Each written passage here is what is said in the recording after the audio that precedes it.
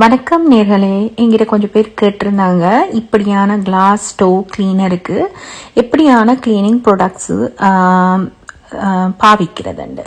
அதாவது அவங்க நாங்கள் காட்டின நான் போட்ட சில வீடியோஸுகளை பார்த்து செஞ்சுருக்கிறாங்க. சிலதுகள் போக இல்லையா. ஸோ இன்னொருக்கா சரியான முறையில் விளக்கப்படுத்துங்கன்னு கேட்டிருந்தாங்க. இப்படியான ஒரு பேர்னான ரொம்பவுமே அழுக்கான கிளாஸ் கிளீனருக்கு நீங்கள் இந்த வெய்மன் குக் டாப் இதில் உள்ள எல்லாத்தையும் நீங்கள் வாங்கணும். அது அப்படியே தான் வரும் செட்டாக. அதுக்கு பிறகு எஸ்ஓஎஸ் பேட். ஸோ எஸ்ஓஎஸ் பேடை பற்றி விளக்கணுமெண்டா, நீங்கள் ஊரில் ஞாபகம் இருக்கா, நீங்கள் அந்த விம் சோப்பை போட்டு நீங்கள் பாத்திரங்களை கழுவணுன்னா மினுக்குமே அது மாதிரியான சோப்போடு சேர்ந்து அந்த பேடு வரும். இதை தான் எஸ்ஓஎஸ் பேடுன்னு சொல்லுவாங்க. ஸோ இது ஒரு வகையான ஒரு லேசான ஒரு விம் ஒரு வாசம் இருக்குது.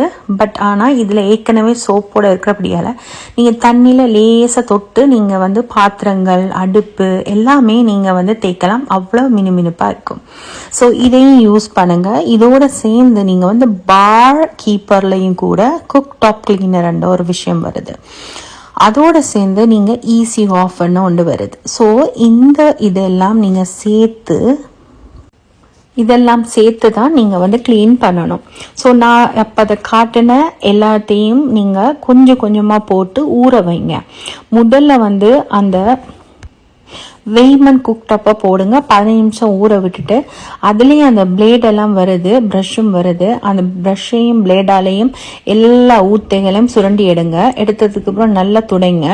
துடைச்சதுக்கு பிறகு கொஞ்சமாக பார் கீப்பர் அந்த குக் டாப் அந்த க்ரீமை போடுங்க.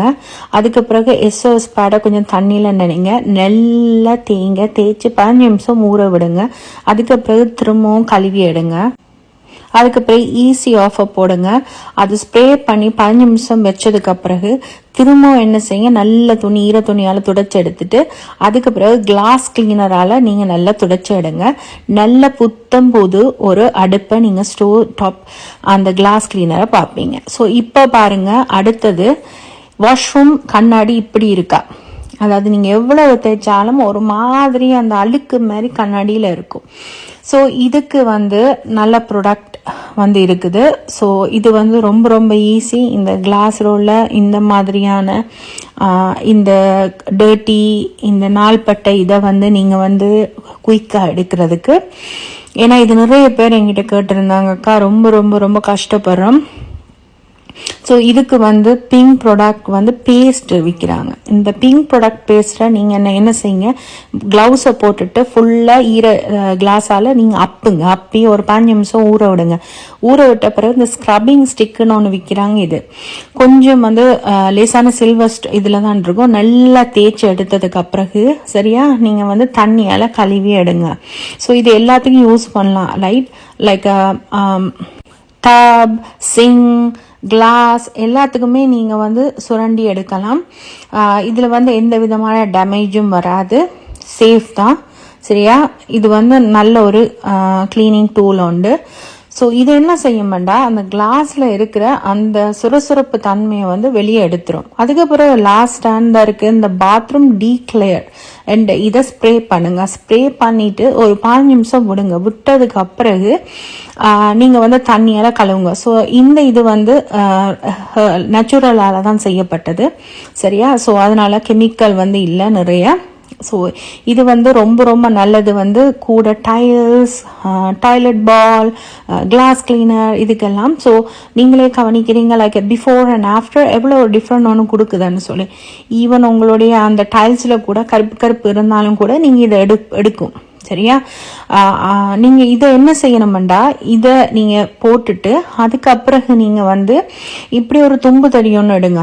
தும்பு தடி எடுத்துட்டு அந்த ஹார்ட் வூல் ஒரு ஸ்பஞ்ச் மாதிரி இருக்கும். அதை என்ன செய்யுங்கண்டா, அந்த தும்பு தடியோட கனெக்ட் பண்ணி நான் பிக்சர் போடுறேன். தும்பு தடியோட நீங்கள் அப்படியே இழுத்துட்டு தும்பு தடியிலே நீங்கள் அதை நீங்கள் அதில் போட்டுட்டு அதுக்கு பிறகு அந்த ஸ்ப்ரே அடிச்சுட்டு நல்லா தேய்ங்க. அப்போ தேய்க்கிற நேரம் இன்னும் வந்து நல்ல ஒரு பளிச்சு லுக் கொடுக்கும், உங்களோட கிளாஸ் இன்னும் நல்லா கிளியர் ஆகும். அதுக்கு பிறகு நீங்கள் லாஸ்ட் அந்த லைம் அவுட்னு ஒன்று இருக்குது. ஸோ எப்போவுமே வந்து உங்களோட ப்ராடக்ட் வந்து நல்ல பளிச்சுன்னு தெரியறதுக்கு லைம் ரொம்ப ரொம்ப நல்லது. ஸோ அதுக்கு பதிலாக நீங்கள் லைம் அவுட் இந்த பாட்டிலை நீங்கள் வாங்கி தண்ணி விட்டு ஸ்ப்ரே பண்ணுங்க.